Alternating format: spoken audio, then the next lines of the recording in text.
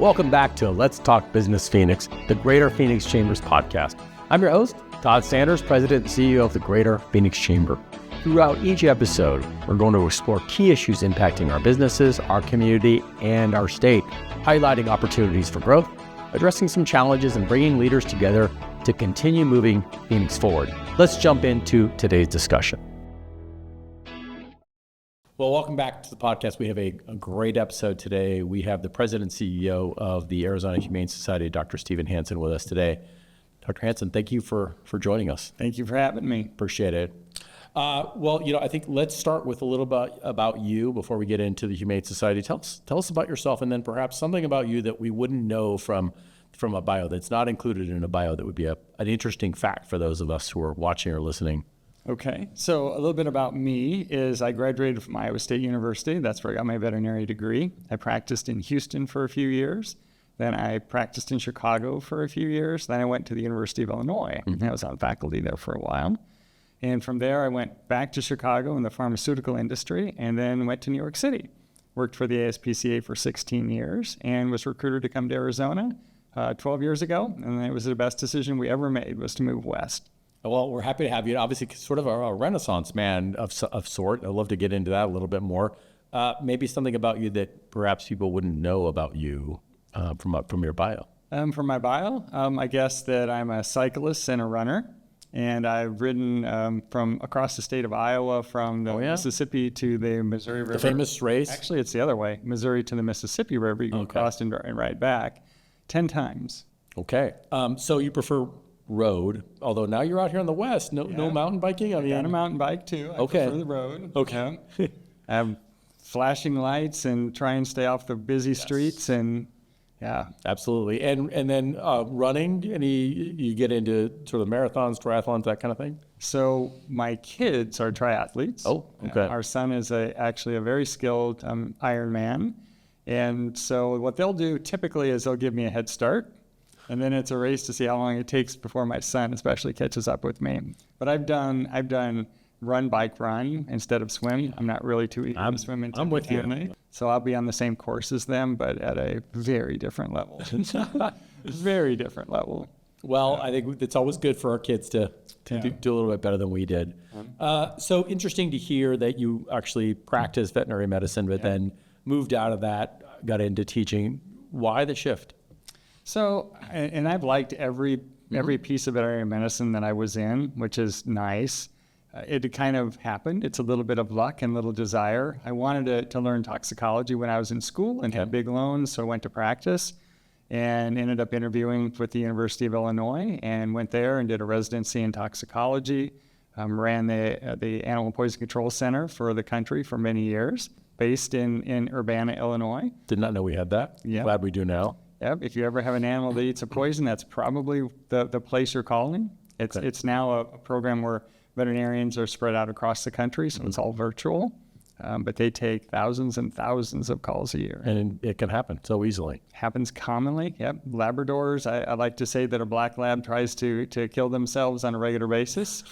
Pill vials are of no contest for a black lab. I can see that. You drop it on the floor or leave it next to the nightstand. It's very different than if you have to give it to a dog. Absolutely, absolutely. So got into toxicology, and then...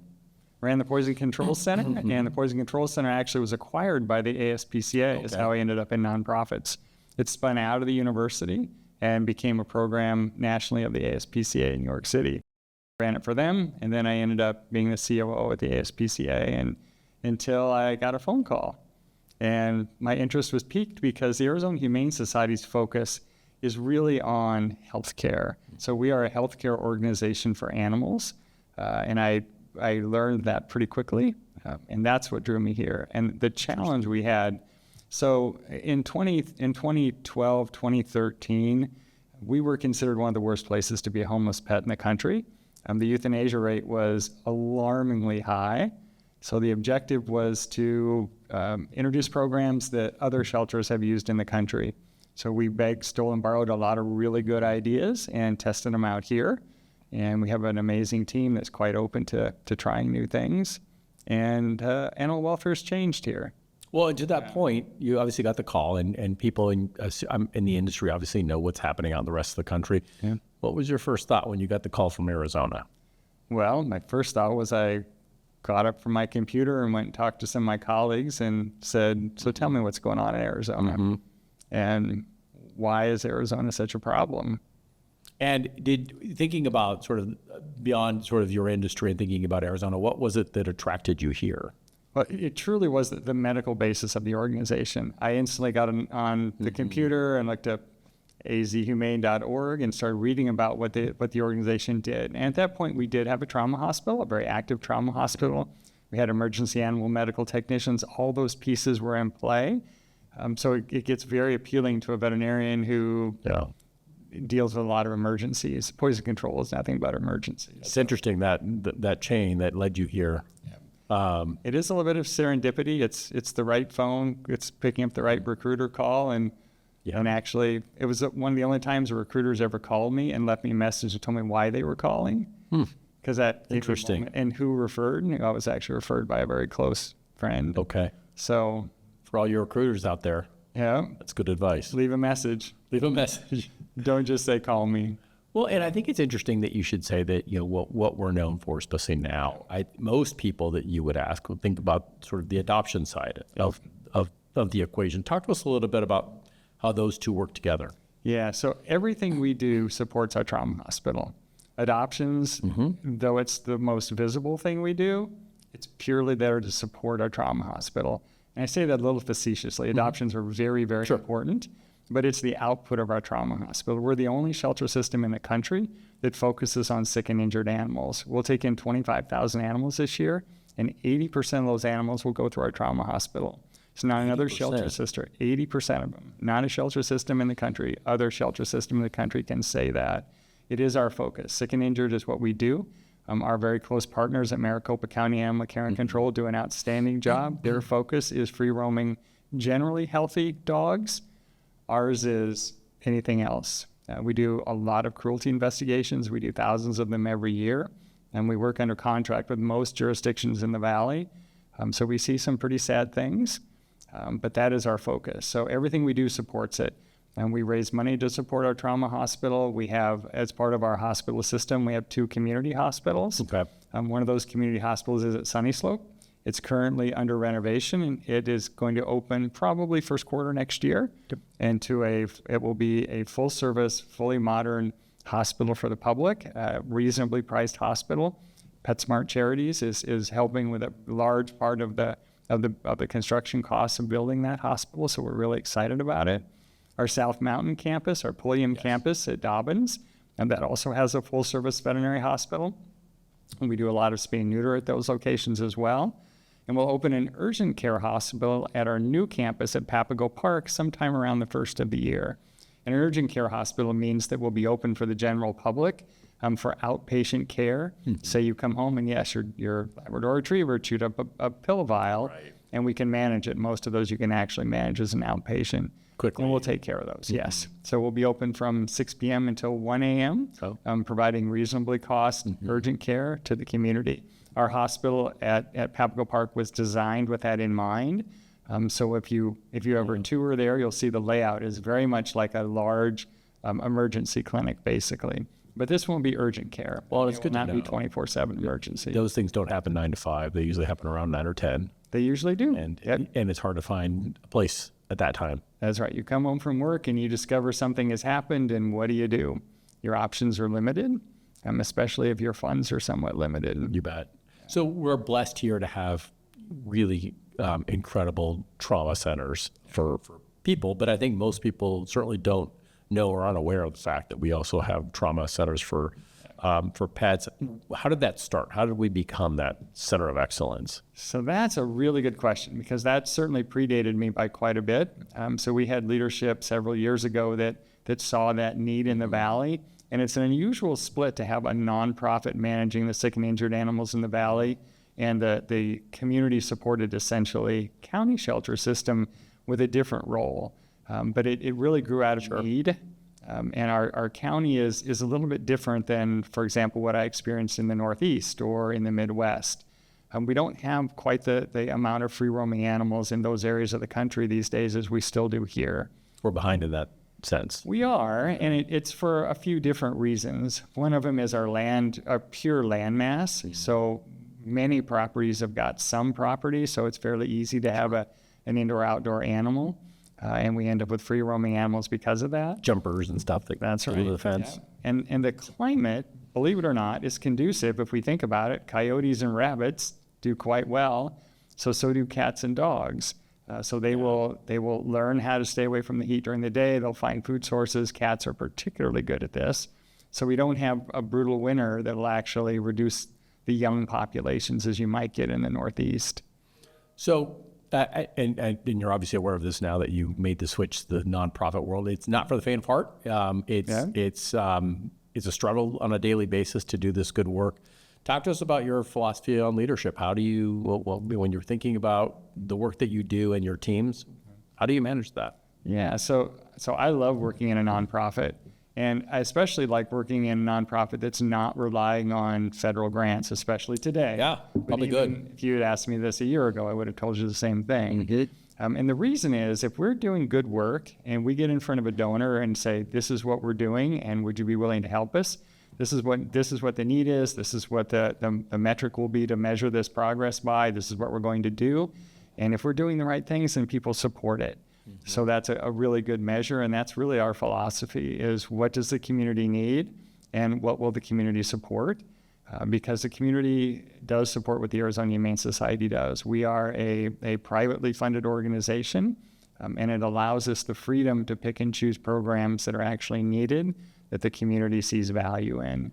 So for us, from a management philosophy, from my perspective, I like to say I have very little to do with what goes on. Most of what's happening is because we have an amazing team. Mm-hmm. I think they feel very free to try things. We started many years ago calling everything a pilot. I don't know how that happened or whose idea that was, but it's a great way to introduce something and to reduce the stress of something new by saying, okay, we're going to try a pilot. I'm not sure if I can even tell you a pilot that we have not morphed into something, but it does give you, I think, the freedom to fail and to say, well, maybe this isn't quite right. Maybe we do need to address it a little bit differently. I love that you talk about failure. So many people are afraid of it. And it's not like you need to relish in it or hope for it, but it's okay to have it. It is okay to have it. If you're not pushing the envelope, you're not making some mistakes.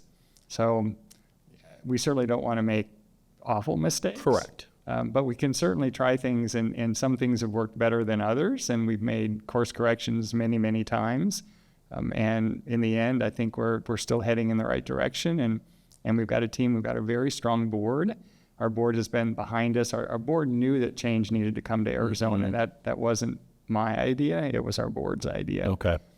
And I have great confidence and really value our board of directors. Not all nonprofits have got boards that are particularly strong. Agreed. But we've got a strong board and a strong team, and then we've got great support in the community.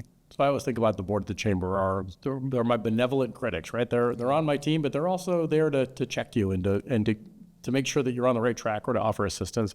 Absolutely. What makes a strong board for you? A strong board for me is a board that is not in day-to-day operations, mm-hmm. which can be really problematic because it can drag a board down and grab a team down.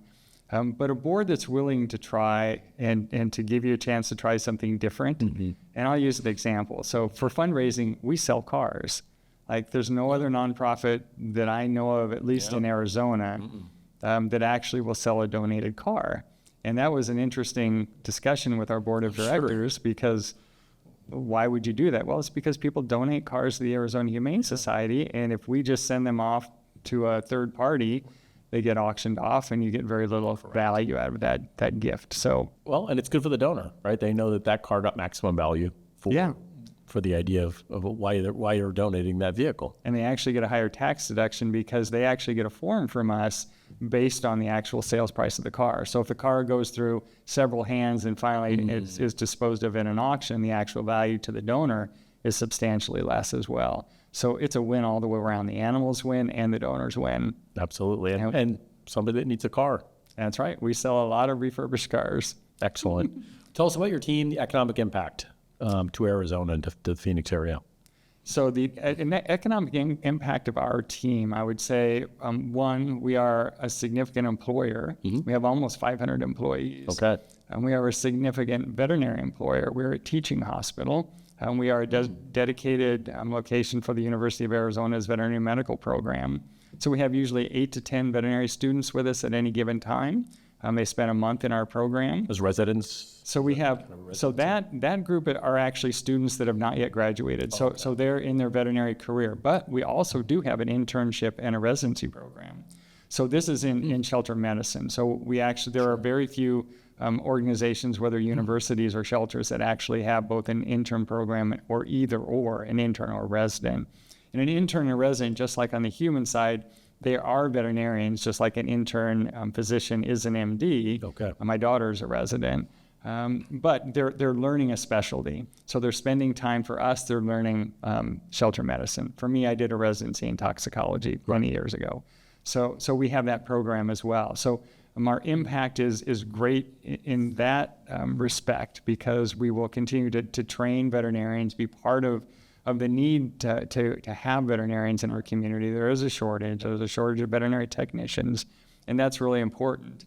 And our other community impact is legislation. Okay, talk to us about that. We're heavily involved in legislation. This last session that ended this summer, ran a little bit late, had a couple of bills, and one of them most important was SB 1658.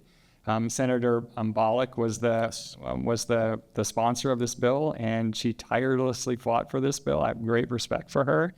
But this bill did a couple of fairly simple things that have huge impact. You might remember the Chandler 55 case, yes. Which was 2 years ago, just last month on September 22nd. This was an egregious case of animal cruelty in which we were attacked pretty aggressively on the social media side, because we were aware, we were visiting, but we weren't removing animals because we legally could not. You were blocked from doing it. There was nothing that we could do. So it took us 2 or 3 weeks to actually get a search warrant, and that's because of the way laws were written. Right. So the law was changed, and it made one simple word change. It changed the definition of cruelty from time-based, which was protracted, used to be the term, to intensity-based. So by intensity-based, this is where a judge can actually say, it doesn't matter how long it's been going on. I don't need to wait and look at a clock to see. There's no clock. It's how bad it is. What would a reasonable person call this situation? So it will allow our team to get into egregious cases much faster. And it also describes outdoor housing for dogs. We have a lot of dogs housed outdoors, and it requires essentially that they be protected from the environment, from the elements. You bet. Well, we certainly were proud to support that.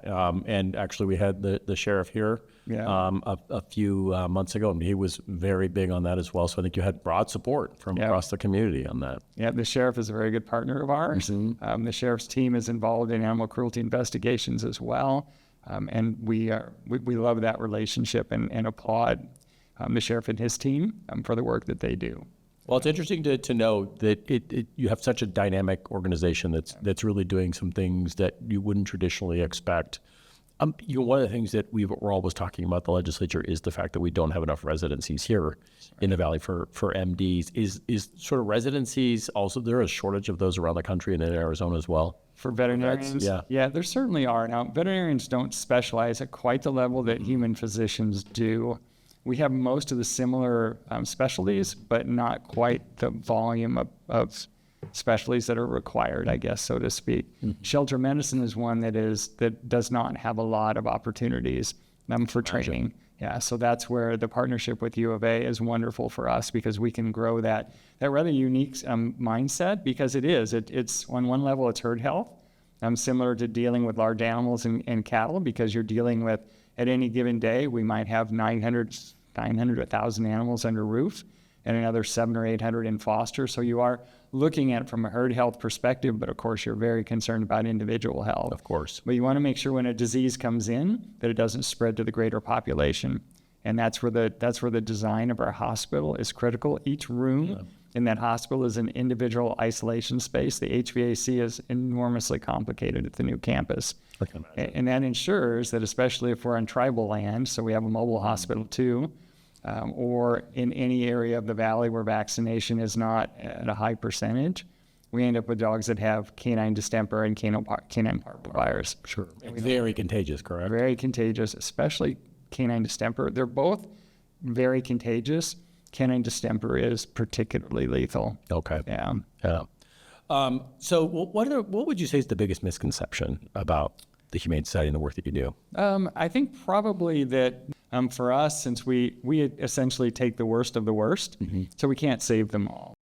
We're not going to let a dog that's been crushed by a car lay and die. The suffering. Right. It's not, we just won't do it.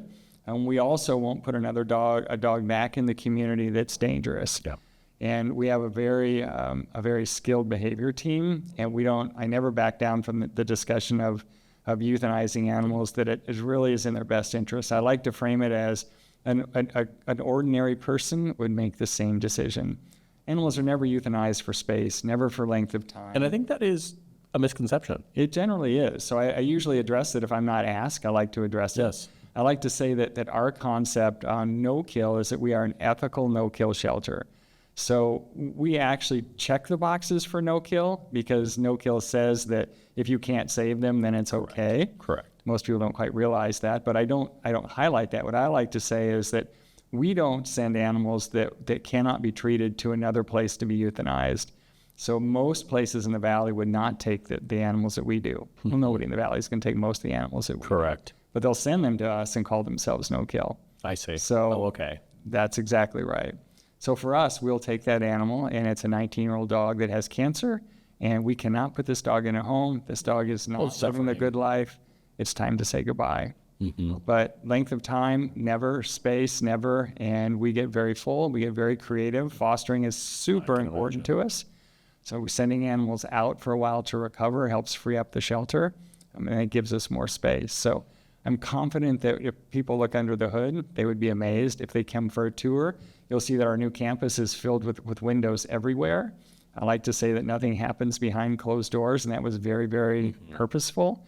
And we want you to be able to come. You can actually come and watch surgery prep without even being on a tour. There are big glass windows that look out into our adoption area, to our outdoor adoption kennels.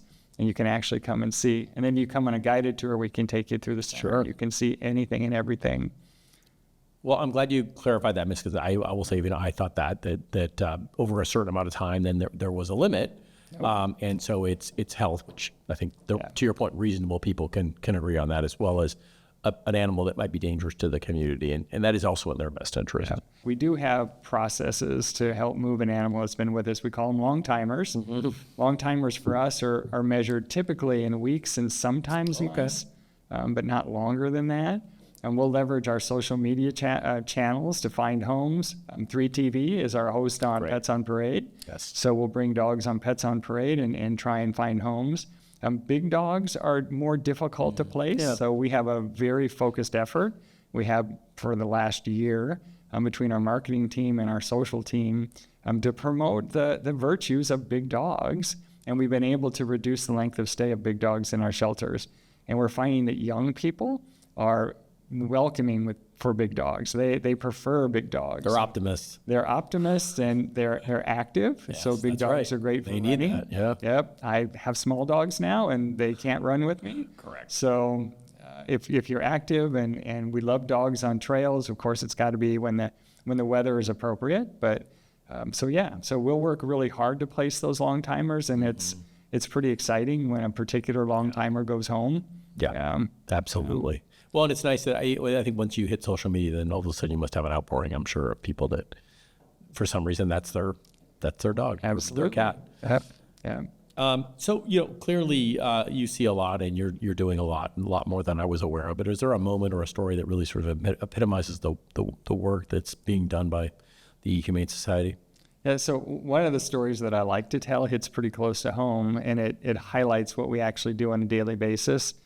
So we had a small dog, about a 6.5-pound Chihuahua Poodle mix, that was picked up by a Good Samaritan and dropped off at an emergency clinic. This happens pretty regularly at night. Our emergency clinics in the valley are great friends of ours. They will stabilize and make an animal comfortable, and then we come pick them up the next day. So we came and picked up this little dog in an emergency clinic in the West Valley and brought him to our shelter. And he was injured severely. He had, without getting too graphic, he had a laceration from the bottom of his neck to the tip of his tail, all the way through muscle and everything. It was really bad, and it was not a fresh wound. So he had matted hair, and he was skin and bones, and it was not good. So we anesthetized him, cleaned him up, sutured him up, and he wouldn't eat in the shelter. He was terrified, and this is a super big problem. So he needed to go to a foster home with somebody that knew how to handle him. So I went to my house. So I'm sure your wife has loved that. She was a little surprised at first, but it only took about a second because the outcome ended up being quite nice. So one of our dogs befriended him, and we named him Kevin. My daughter named him Kevin. Which is appropriate. Yep. And so one of our dogs befriended him, and basically has been his support dog, and he never left. That was it. That was the final stop. That was the final stop. He's 7.5 pounds. So most people in my office know him. Not skin and bones anymore. Nope, not skin and bones, but he still has a scar. Especially when he's been groomed, you can see he still has a scar. And we don't know what happened to him. He was either drugged by a car. He was a runner when we first got him. Like, he escaped a couple of times from our house and scared us to death. I put one of those Apple trackers on him. Oh, good idea. Yeah, so we could know once he escaped again. But he might have got caught by something going under it and escaping. He didn't try and run anymore. Well, I'm sure he's pretty thankful to be where he's at. The garage door goes up, and if I don't have this leash on him, he just kind of looks at me like, "Where's my leash? I'm not running." Yes, absolutely. Well, that is a wonderful story, and I think it's probably multiplied thousands of times every day, a year for what happens in the work that you do with animals, and you hear about that, I'm sure, on a daily basis. And fosters are super, super important. Talk to us a little bit about that. First, how does one become a foster? What's the process, and what do we need to know about the program? So for fostering, the way to start is to go to our website, azhumane.org. Okay. And there's a nice process. There's some training that can be acquired online. And what we do is we try and match the foster with the person. So maybe you're here for the next 2 weeks, and then you're on vacation, or you're traveling, or whatever. We can actually match a dog that maybe just needs sutures removed in 2 weeks and then's going out. So we can match the situation. That granular. It's that granular. We have so many animals in foster. It's that granular. Yeah, it's rare we have less than 700 these days. And today we're right around 700 animals in foster. So we're managing a lot of animals. And those foster animals are coming and going. So we'll send them out. You've got an appointment to come back to have the suture removed, another vaccine, bandage removal, and then go back out again until you're ready to come back and stay. And then we'll spay and neuter the animal and adopt them out. So the message for fosters is we're very flexible. We'll match whatever you need. It's critically important to what we do. Our objective is not for you to keep the pet. Right. Like, Kevin was not the objective for him to come into my house, but he just Kevin left. knew, though. He knew. He knew that was it. He knew. He was not leaving. He was not ever going to leave. But so it's really, really important. We value our foster heroes enormously because it's probably obvious, but what it does is it reduces the time in shelter. So as soon as they can go out, that means that kennel's open for another dog.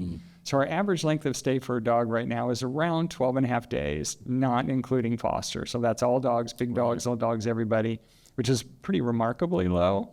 But if we actually had to keep them in shelter the entire time they're recovering, that would go up tremendously. Sure. Some dogs require quite a bit. Some of the cruelty dogs are extremely emaciated, and they may go to foster for 3 months purely to put groceries on. Yeah. And they'll come back a completely different dog, like almost unrecognizable. We've got so many befores and afters that you have to kind of take a look and say, are they pulling my leg, or is that really that dog? And you'll see the color markings, and you'll realize, that actually is the same dog. And you probably see a big personality change where they're not hiding in a corner anymore. And you can see it in the photos. So in the before photo, you'll see, like, Kevin's before photo was like, like this, and his after photo was like, here I am. Yeah. So you can absolutely see that change.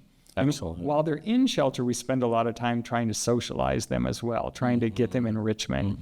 So we have volunteers that come in. So our fosters are critical, and volunteers are right there. And the volunteers will come in. They'll walk dogs.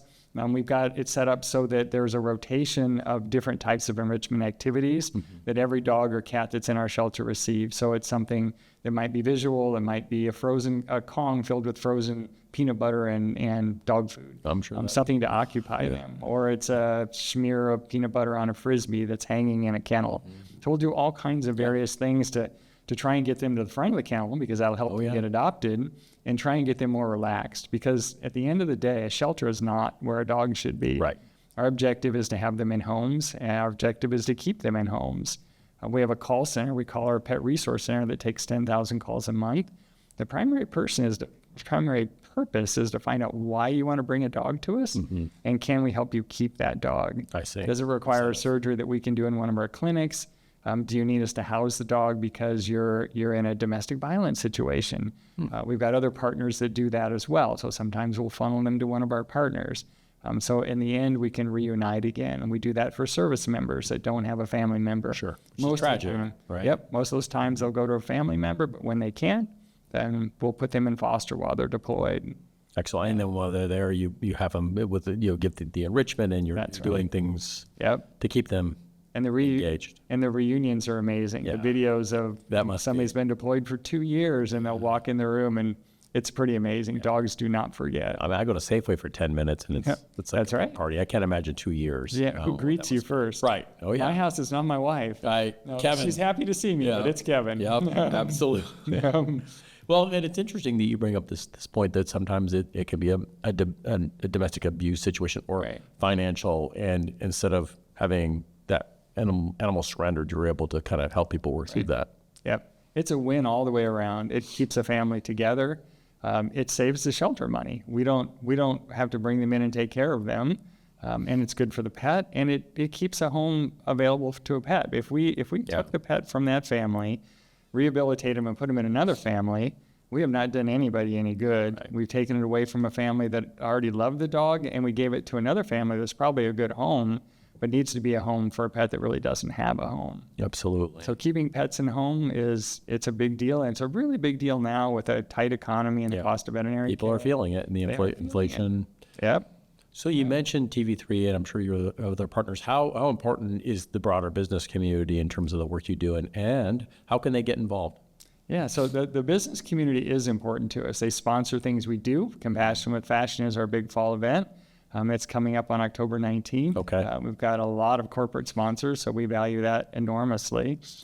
Corporations also send in volunteer teams, which we appreciate. Okay. They'll come in and do something special. They might come in and bathe and walk dogs, or they'll come in, they'll build beds for dogs, or they'll fix fencing, and so that they'll make it as a team project, and we value that a lot. So we love our business partners.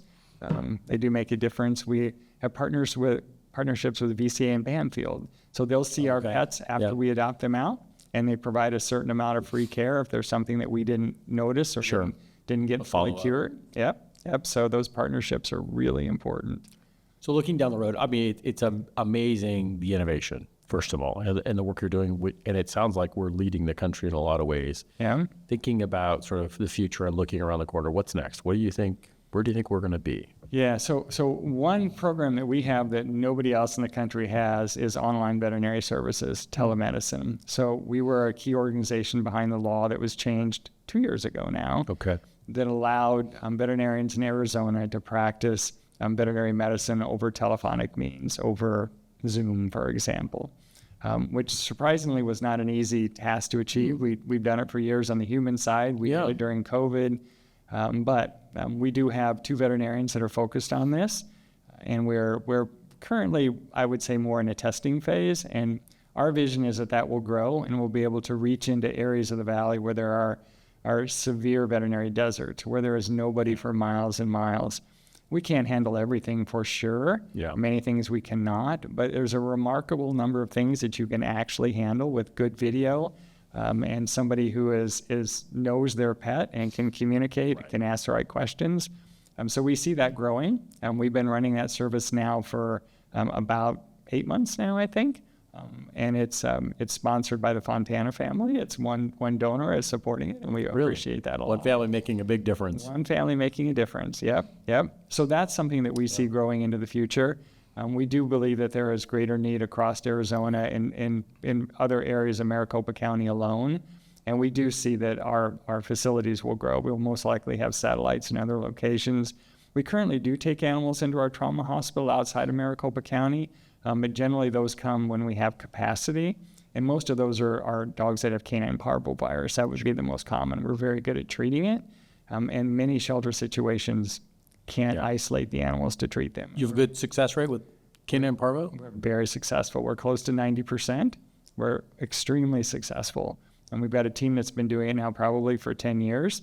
And two of them are the same people that have been doing it since we started the program. That's astounding. I bet you that's probably an anomaly around the country. I mean, it can't be that high. Well, especially because many of the dogs that come to us are in particularly bad shape. So they've waited at home too long, or they've gone to a veterinary hospital and got a several $1,000 quote that they can't afford, and they end up on our doorstep. And we also treat dogs that have canine distemper. Now, we're only about 50% successful because that's a virus that once it gets into the brain, it's game over. Mm-hmm. Yeah. It's a bad one, which is why vaccines are so critically important. Sure. And we want to make sure that we don't stop vaccinating our dogs and cats. We'll have rabies and canine distemper and parvovirus rampant if we do that. Right. No, Scout and Doug and Frankie they're heading there in a couple of weeks. So what keeps you up at night? And I'm going to come to the positive too, but what keeps you up at night? I think what keeps me up at night is the growing need in the community, especially right now with the cost of veterinary care. We call it access to care. The demand is so high that it's frightening to think what it would really take to actually deliver the amount of care that's needed. Yeah. And for us, we have people that want to relinquish a healthy pet to us for whatever reason. We schedule them several weeks out because our primary purpose is sick and injured. So we provide them resources. We've got on our website, you can actually use a portion of the website to try and rehome your pet directly. Oh. So we try and sort of match that way. Yeah, right. Yep. It's an online match service. So we try and direct people there because our primary purpose is not to take in healthy animals. Sure. It's a whole lot easier to take in healthy animals. I'm sure. But that's not our purpose. Our purpose is sick and injured. We'll go to the positive now. What gives you confidence in the morning as you get out of bed? I think it is the support that we have and the team that we have, and the fact that we do try and push the envelope, and we try and find new ways to help animals and to help families. Mm-hmm. And the transformation is just, it's life-changing when you see them come in the door. I love giving tours. I have to be really cautious because I need to make sure somebody can handle what they might see, and I have time to explain that give us a couple of months of first care here and then in foster, and you won't even recognize this dog. It will have a good outcome. Yeah. So that's what's exciting. I love walking the shelter in the morning. It's one of my favorite things to do, and see what everybody's doing and getting ready for the day. We've had the busiest day on record, busiest days on record, busiest year on record this year. We'll hit 25,000 animals and save a very high percentage of them. That's never happened before. Amazing. And somehow our team has figured out how to manage it. And we need more space. We need more fosters. So if anything, I would encourage viewers and listeners to consider fostering. It's very rewarding and it's enormously helpful to our shelter. I want to get to that in a minute, but you mentioned spay and neutering. Are we doing better on that front? So the spay and neuter is a challenging discussion. We went through a period during COVID when there were a substantial number less spays and neuters that were done, and I think we're still feeling the ripple effects. Okay. And it's in the millions of animals across the country, and we know that because we're part of a database system that collects all these numbers. And it was during the period when medical personnel were asked not to do non-emergent surgeries. So spay and neuter was not considered optional. It was right. So a lot were not done. And so that has set us back. And then now with the pressing costs for veterinary care, the housing issues, it's putting even more pressure. So our focus now, when we get a chance to talk about it, is we really are pressing large dog spay and neuters and cats. Those are the two populations that are most at risk. So we're doing more and more of those surgeries in our hospitals, trying to focus on the animals most at risk. I kind of say a little bit jokingly that a Chihuahua mix like Kevin is not at risk in Maricopa County, and some people might not like that I might say that. Okay. But it's because we know that if we have too many Chihuahua mixes, I can send them to my friends in the Northeast or the Northwest in a heartbeat and get them homes. We've got other shelters that will take them in a heartbeat. Okay. So that's what I mean when I say they're not at risk. We adopt them out pretty effectively here. But big dogs don't travel other places. Other places have trouble finding homes for big dogs. Apartments are difficult. They charge extra rent. They charge usually a non-refundable portion of a deposit and a monthly fee. And they may have a cutoff simply that says you can't be above X. So for us, it's 50 pounds. So we really want to focus on spaying or neutering the big dogs and getting that population under control. At the same time, communicating the wonderful bliss of owning a big dog, especially if you're highly active. It's great. And absolutely, there's not a better way to meet people than to have a dog with you. So that's true. It's a great way to start a conversation. Can I pet your dog? Absolutely. So I think it's really key. I think people are probably wondering, first of all, how can I become a foster? How can I? And I'm assuming you need volunteers. How can I contribute financially? Or how can my company help? What's the best way for those questions to be answered? All of those are super important. So how do you donate to the Arizona Humane Society? azhumane.org. And we are a 501c3 nonprofit, privately funded. Deductible. Yep, completely. And you can visit our website. We have a level of donors we call our President's Club. They donate $1,500 a year or more, and that's key to our daily operations. And you can join that club by going to our website. We have special meetings. We did one just last week where we had a large group of President's Club donors who came in and learned about our programs. We have educational events 2 or 3 times a year. So that's really important. So any support at all. And we have a large group of people that donate $25 a month. And that adds up. Some people think that you've got to be $1 million donor to make a difference. No, it's all of us that give fairly small amounts. That's not insignificant. But that can add up, and that makes a huge difference to us. So we love our monthly donors. And that supports us. That's what actually does support us. So the President's Club or even the monthly donor. Yep. And we'll put this link on so people can. azhumane.org. And then fosters. And foster is critically important. And we have a tremendous amount of foster heroes. And we do try and focus, we will focus on a foster that works for you, whether you like cats, dogs, rabbits, whatever it might be. And whether you're here for a short time, a long time, you like big dogs, small dogs, you've done it a while so you can handle our complicated medical cases. We've got so many choices, so to speak of, that we can match a foster with just about anybody. You can also come and foster an animal for a day, so to speak. You can come and and check out a dog from our shelter for a Saturday afternoon, take them hiking. Do a hike on South Mountain. And that helps get some of these dogs that have been with us a while a home, because sometimes dogs don't do real well in shelter. They get very stressed. So you take them out of the shelter and they'll be a completely different dog. And somebody will see that and say, I want that dog. And it works. It can be very stressful in the shelter as much as we try not to be. So volunteering is also critically important. We have a large group of people that come in and walk dogs every day at all 3 campuses. We have volunteers that work in our medical areas. Some of them are retired medical professionals. We have a retired veterinarian that helps us in our spay and neuter area. We've got retired nurses. Some of them help us in our pack and prep. So they'll prepare surgical packs and autoclave them and get them ready for the next day. We've got volunteers that literally do everything. We have volunteers that help with our kids camps. We have a kids camp going on right now. It's fall kids camp time. I love it when we have kids in a shelter. That's got to be great. That's a good combo. It's a great combo. I don't want to ever forget how nice it is to hear kids that are playing and maybe being boisterous. It just brings the whole shelter alive. So we have a very active education program for kids, and we go out to schools, and we have a mobile, 2 mobile vehicles that we'll send out. One of them that actually can carry pets, and like lizards and snakes and all kinds of fun things that kids love. I'm sure they would. Well, then we'll make sure that we'll put this link on the website. I think if you can look into this, become a foster, contribute, become a President's Club member, and support the great work. Well, thank you. Not only for being here, I'm really glad you answered the call from the recruiter. Clearly, that was a good recruiter. Before we go, we got a few questions for you, just a quick lightning round. And I don't mean professional, but what was your first job? My very first job was I was a paper boy. What'd you learn?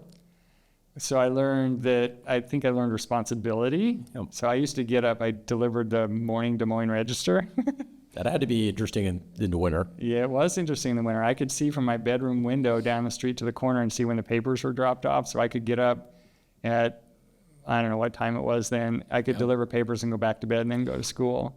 Yeah, and I used to get a tip from a few of my customers because they'd never had somebody that would get up so early to deliver. Nice. And they thought I was just trying to be early. I was just trying to get it over Trying to with. get back to bed. Well, I can't tell you the number of incredibly successful people that did that had a paper route, and it just it made a difference. Yeah, it did. Learned how to handle money. And customer service. And customer service, Second question, first concert.